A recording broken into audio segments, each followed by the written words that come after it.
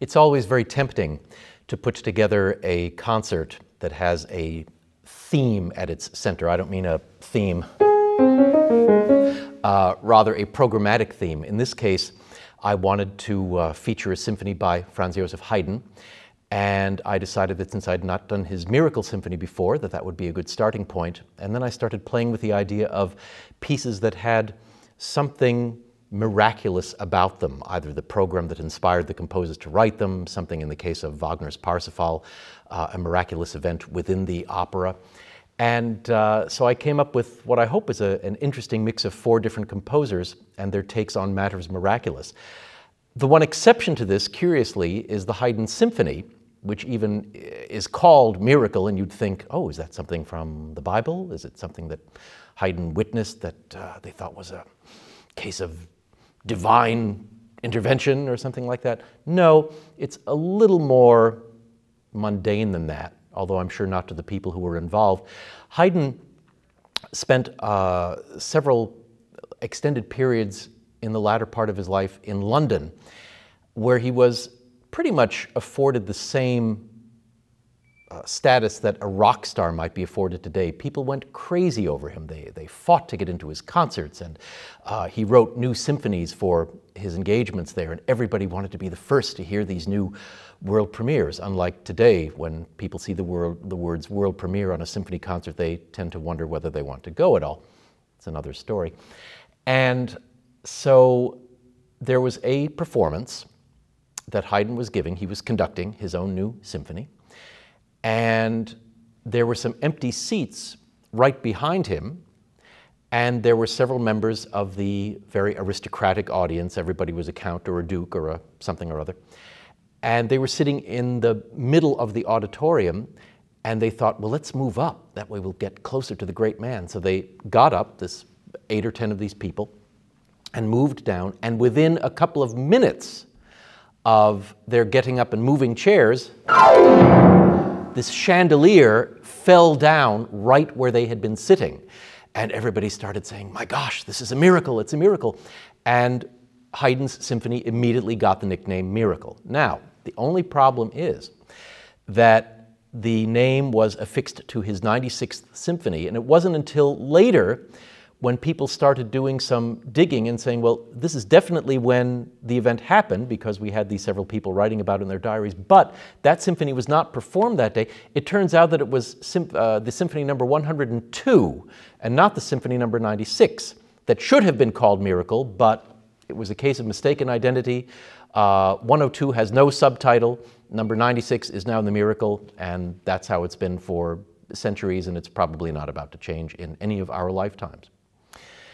Interesting always to deal with the music of Haydn, Mozart, Beethoven, now that we have at our disposal these critical editions, where after years of these scores being tampered with by conductors and orchestral musicians who put in phrasings and dynamic markings that were not in the original, sometimes even changing notes, people have finally gone back to the sources, to the manuscripts whenever possible, and cleaned up these great masterpieces so that we now have a chance of getting much closer to performing them according to the ways that they were set down on paper. This is not to say that there aren't aspects of them that can be interpreted according to the personality of the people involved, but it's nice to know that we can come closer than some of our musical forebears as recently as 40, 50 years ago in performing these works as the composer intended. We had one funny instance of this the very first night that we rehearsed the Haydn 96. There was a little problem with the source from which we usually get our music, and so my score didn't match the parts that were in front of the players. So I was dealing with the critical edition, the one where they had gone back to Haydn's manuscript, but the players were dealing with old parts from days of yore, where there were still some things in there that were not from Haydn. And I had not a meltdown or a temper tantrum, I never have such things, but I was curious as to why the players kept repeating the same wrong notes. And what I was supposed to hear in the minuet was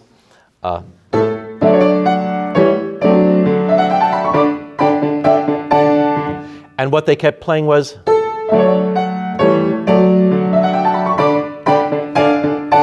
So instead of... they were doing... And it turned out that the... were duly in their parts. They were merely playing what was in front of them. And so one wonders, why would somebody make that change? Why would somebody take it upon themselves to say, well, I know Haydn wrote this, but I like this better?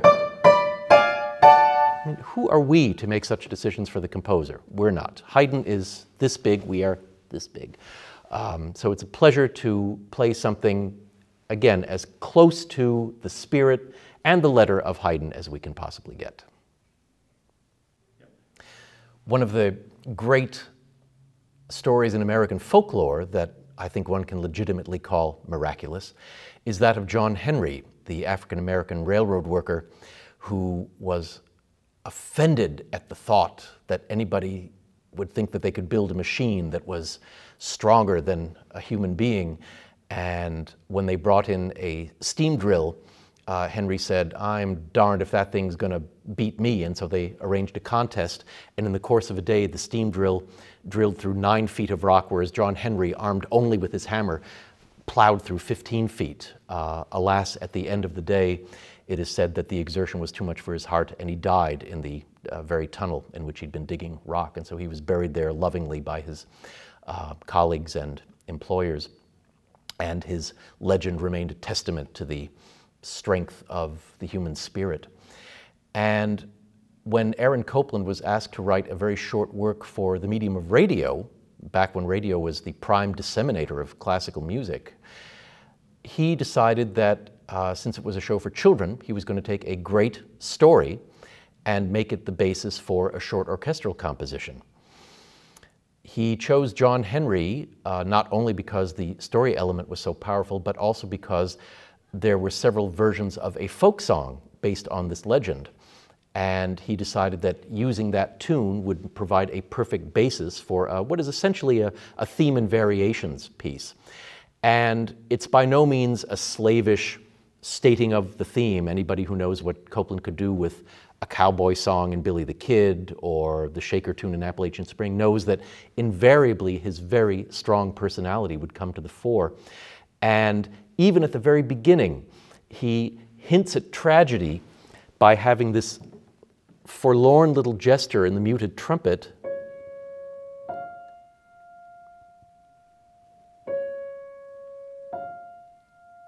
And our first thought, I suppose, is that it's something in D flat major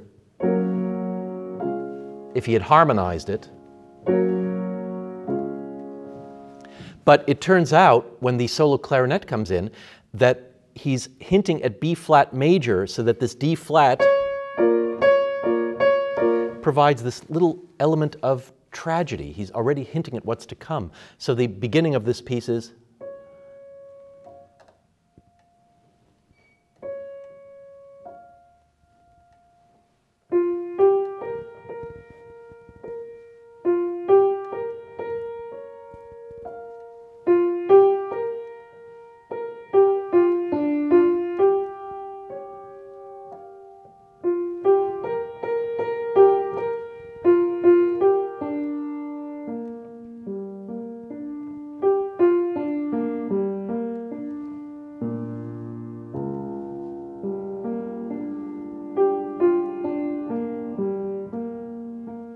and then this powerful dissonant explosion where he makes a very blatant use of the major against minor. And at that point in the score, he asks that those chords be punctuated by, as he says, any hard metallic sound, what we call in the symphony orchestra an anvil. And in this case, I believe one of our percussionists is actually going to procure a brake drum from an automobile to make this clangy tong, tong, to punctuate this chord in the winds and strings.